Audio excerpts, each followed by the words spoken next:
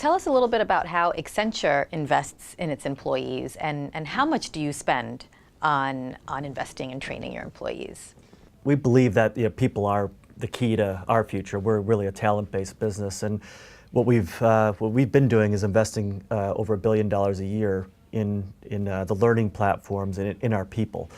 And it takes the form of things like training over 200,000 of our people just in the past year or so in new IT development techniques, including AI, machine learning, and other things, to make sure that our people who were experienced in other forms of technology and grew up doing other types of technology are ready for the changes that are coming. That's just one example. But basically, we view the future as having the right learning platforms, the best learning platforms, so that you can equip your people to continually learn going forward.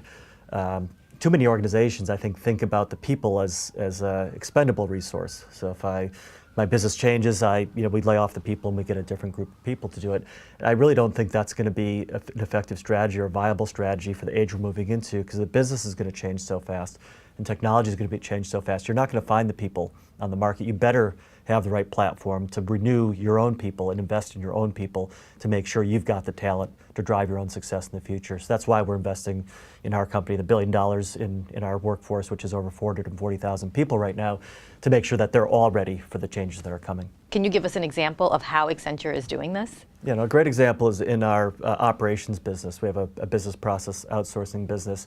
And about roughly 3 years ago, the leader of that business started it with a vision that we started communicating to the employees, which was, help us understand what you're doing that's repetitive and where you're doing the same thing day in, day out. And we're going to work with you, and we're going to automate those and then advance your capabilities to do other things in the organization. So we started with the vision of automating the repetitive work. And that took the form of automation, analytics, and AI types of capabilities to automate the work. So we started with 100,000 employees doing this basket of work about 3 years ago. Today, we're doing that same amount of work with 40,000 less people doing that set of work, and basically automated 40,000 of those roles.